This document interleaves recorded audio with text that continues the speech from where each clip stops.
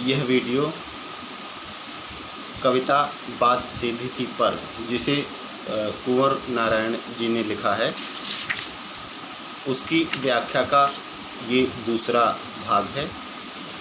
ये दूसरा वीडियो है जिसको मैं इस कविता का दूसरा पद्य खंड ले रहा हूँ।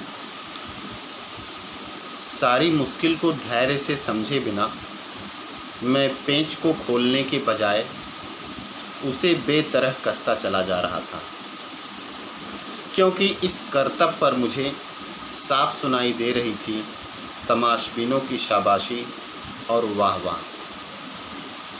आखिरकार वही हुआ जिसका मुझे डर था। ज़ोर ज़बरदस्ती से बात की चूड़ी मर गई और वह भाषा में बेकार घूमने लगी। बच्चों, ये इस पद्यखंड का जो प्रसंग है वो ये है कि कवि जब नई कविता बनाता है तो अपनी भाषा को भाव के अनुरूप नहीं रखता और अलंकारिक और छद्म चीज़ों से उसमें जो है अलंकरण करके उसको कृत्रिम बना देता है। लेकिन बाद में उसे ध्यान आता है तो फिर से वही मूल भाव को पाना चाहता है और भाषा से उसको अलग करना चाहता है। तो उसी संदर्भ में अपनी उस कोशिशों का जिक्र कर रहा है जिसकी जो उसे भाषा को भाव से अलग करने के लिए उसका प्रयास की तरफ इशारा कर रहे हैं। वो कहता है कि व्याख्या का अब मैं शुरू कर रहा हूँ। वो कहता है कि सारी मुश्किल को धैर्य से समझे बिना, कहते हैं कि जब तक आप समस्याएं नहीं समझते हैं तब तक उसका समाधान भी नहीं मिलता है। इसलिए सहनशीलता बहुत ज़रूरी है, परिस्थितियों को समझने का और उसे अच्छी तरह से ऑब्ज़र्व करके उसके हिसाब से निर्णय लेने का। तो कवि की भी वही स्थिति हुई कि उसने इस बात को नहीं समझा कि किस वजह से बात कृत्रिम हो गई, अर्थात भाषा कृत्रिम हो गई और उसका जो भाव है वो मर गया। वो केवल उसका दोष केवल भाषा पे देता है और भाषा पर ही वो तरह तरह के वो प्रयोग करता है, जैसे तोड़ना मरोड़ना, उलटना पलटना। तो इस स्थिति में वो कहता है कि उसने वास्तविक समस्या को समझा नहीं और तरह तरह के प्रयास करने लगा उस मूल भाव को प्राप्त करने के लिए। तो क्या हुआ, मैं पेंच को खोलने के बजाय उसे बेतरह कसता जा रहा था। पेंच को खोलने के बजाय, अर्थात जिस वजह से यह कृत्रिमता आई थी, उसका रूप विकृत हुआ था, उस कृत्रिमता और उसकी विकृति के मूल वजह को ध्यान में न रखते हुए मैं उसको मुक्त करने के प्रयास में और भी उसमें कसता चला गया और उसमें जकड़ता चला गया। मैंने भाषा में तरह तरह के प्रयोग करने शुरू किए, लेकिन वो सारे प्रयोग निष्फल हुए। कुल मिला के जो मेरा प्रयास था, कहते हैं ना कि अगर कोई चूड़ी खोलनी है तो उसे किस दिशा में घुमाया जाए, अगर ये जानकारी नहीं है, वो अनाड़ी है, तो क्या होगा, वो उल्टी दिशा में अगर घुमाएगा तो चूड़ी खुलने के बजाय क्या होगी, कसती चली जाएगी। और जो अंत में स्वाभाविक रूप से होता है, इस कविता के साथ भी वही हुआ कि उसने जिस तरीके से भाषा को भाव से मुक्त दिलानी चाहिए थी, उसके उल्टे वो प्रक्रिया में लग गया।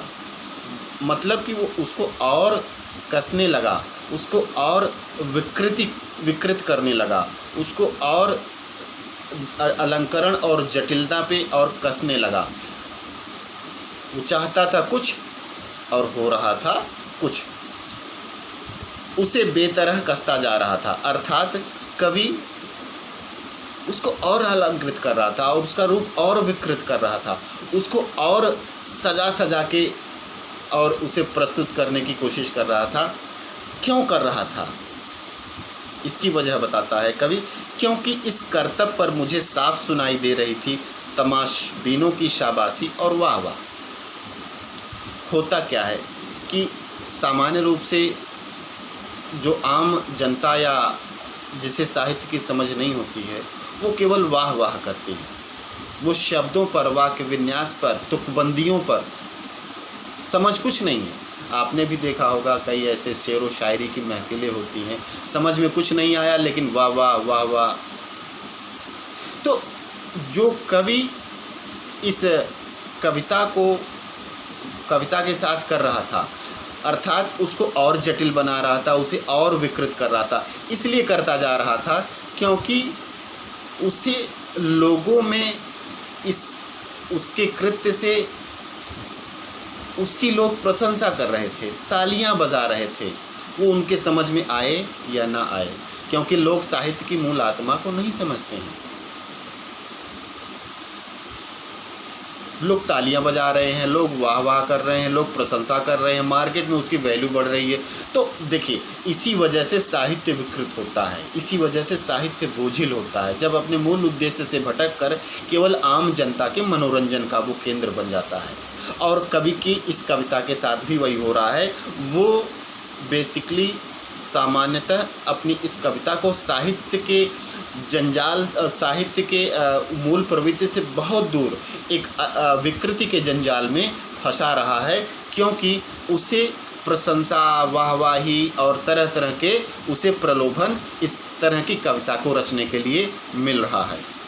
वो स्पष्ट रूप से कह रहा है क्योंकि इस कर्तव्य पर मुझे, क्योंकि वो जो कर रहा है, वो चूड़ी खोलने के बजाय जो चूड़ी कस रहा है, अर्थात उसे साफ़ सुथरी और अच्छी भाव निकालने के बजाय उस भाव को और जटिल बना रहा है और अलंकृत बना रहा है और विकृत कर रहा है, तो उसके इस कर्तव्य पर, उसके इस कृत्य पर लोग उसे वाहवाही दे रहे हैं, उस तालियां पीट रहे हैं और उसे बहुत ढेर सारी प्रशंसा मिल रही है। स्पष्ट कर रहा है तमाशबीनों की शाबाशी और वाह वाह।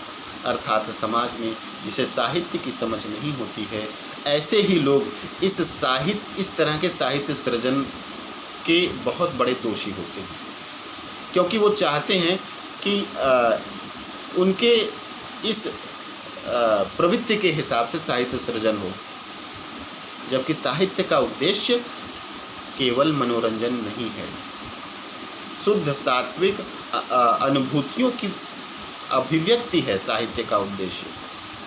तो इसलिए कवि जो करना चाहिए उसके जस्ट उल्टा करके उस कविता को और जटिल बना रहा है। बाद में कवि कहता, आखिरकार वही हुआ जिसका मुझे डर था। वो कहता है, कवि तो सारी चीज़ें समझ रहा है, लेकिन वो अपनी कविता को, अपने साहित्य को बाजारू बनाने के लिए वो विवश है, क्योंकि जीविका का भी एक बहुत बड़ा प्रश्न है कि लोग वाह वाह नहीं करेंगे तो उसकी रचना बिकेगी नहीं, और बिकेगी नहीं तो कैसे जो है उसका जीविकोपार्जन चलेगा। इसलिए कवि इस बात को जानता है और इस बात से वो डर भी रहा है, इसलिए कहता है कि आखिरकार वही हुआ जिसका मुझे डर था। मतलब कि कवि जानता है कि ज़्यादा अगर अलंकृत, बोझिल और विकृत किया जाएगा तो सब कुछ खत्म हो जाएगा। बात की चूड़ी, वो कहता है जोर ज़बरदस्ती से बात की चूड़ी मर गई, ये एक मुहावरा है। बात की चूड़ी मर जाना अर्थात सब कुछ खत्म हो जाना, जो उसका महत्व है, जो उसका प्रभाव है, वो पूरी तरह खत्म हो जाना। बात की चूड़ी मरना मतलब ये एक मुहावरा है, सब कुछ खत्म हो जाना, बात का महत्व, भाषा का महत्व, अभिव्यक्ति का महत्व, पूरी तरह उसकी वैल्यू पूरी तरह खत्म हो जाना। तो यहाँ पर भी जो कविता का, जो साहित्य का जो मूल भाव था वो पूरी तरह खत्म हो जाना, अर्थात बात की चूड़ी मर गई, अर्थात वह साहित्य की जो मूल आत्मा है वो पूरी तरह खत्म हो गई। साहित्य, अब वो साहित्य किसी भी तरह से नहीं रहा, और क्या हुआ कि वह भाषा में बेकार घूमने लगी। अर्थात जैसे भाषा के अंदर भाव भरा हुआ है, लेकिन अगर उसके अंदर आत्मा नहीं है तो उसका कोई वैल्यू नहीं होगी, उसका कोई महत्व नहीं होगा, उसके अंदर कोई आकर्षण नहीं होगा। तो कवि कह रहा है कि ये जो मूल आत्मा है साहित्य की, चूँकि भाषा विकृत है, बोझिल है और अलंकृत है,